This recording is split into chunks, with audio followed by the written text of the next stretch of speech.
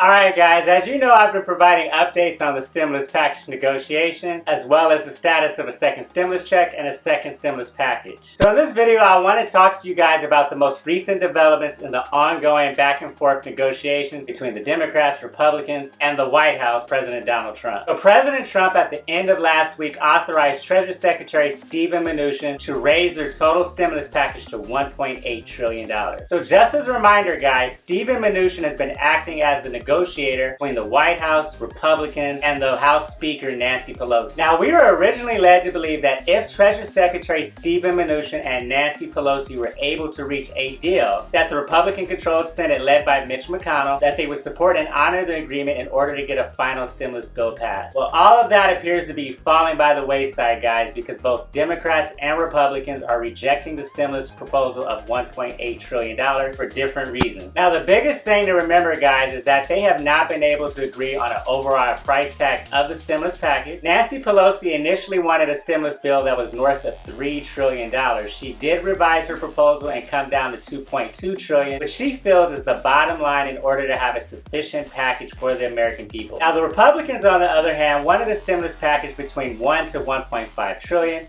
This new proposal by Donald Trump and Steven Mnuchin was done as a compromise to Nancy Pelosi's $2.2 trillion proposal. Unfortunately, guys, it does look like this new proposal does not have the support of fellow Republicans in the U.S. Senate, and the Democrats are still holding a hard line saying that it does not go far enough for the people. Now, as far as we know, both sides do agree on a $1,200 stimulus check direct payment to individuals. They also agree on renewing funding for small businesses through the Paycheck Protection Program, and they also agree on funding for schools and our education system, and they also agree on funding for virus testing and contact tracing. Now, some of the biggest items being disputed are the amount for the federally enhanced unemployment benefits. Republicans want the benefits capped at $400 a week, while Democrats are pushing for $600 a week. And the other major disagreement is the amount of aid and funding for states and local city government. Now, Democrats want additional funding for states and local governments, stating that they have been hit very hard by the pandemic and need additional assistance. Republicans, on the other hand, feels that the amount being proposed are excessive, and they view this as a bailout for what they call poorly ran Democratic states and cities. In a letter to her caucus this past weekend on Saturday, Speaker Nancy Pelosi called the plan insufficient and said it amounted to 1 step forward and 2 steps back. Now, she listed several concerns with the White House proposal, including state and local aid, unemployment benefits, as well as child care. Nancy Pelosi stated, and I quote, "When the president talks about wanting a bigger relief package, his proposal appears to mean that he wants more money at his discretion to grant or withhold." He went on to state that she is hopeful for a final deal. Now, these recent attacks from both sides, the Democrats and Republicans, really shows the obstacles facing a possible deal brokered between Pelosi and Mnuchin and their on-again, off-again negotiations, particularly in trying to gain support from Senate Republicans. The overall price tag matters a lot to conservatives, but just as important is the context of the spending. This comment was made by Stephen Moore, who is an outside economic advisor to the White House. He also stated this past weekend that the contents make all the difference in the world. So some Republican senators are critical of supporting relief spending that grows the national debt, but again, many economists have urged Congress to renew and approve federal aid programs as millions of Americans remain unemployed and the economy is showing signs of weakening and regression. Now, what's also complicating the process, guys, is the Supreme Court nomination process of Judge Amy Coney Barrett,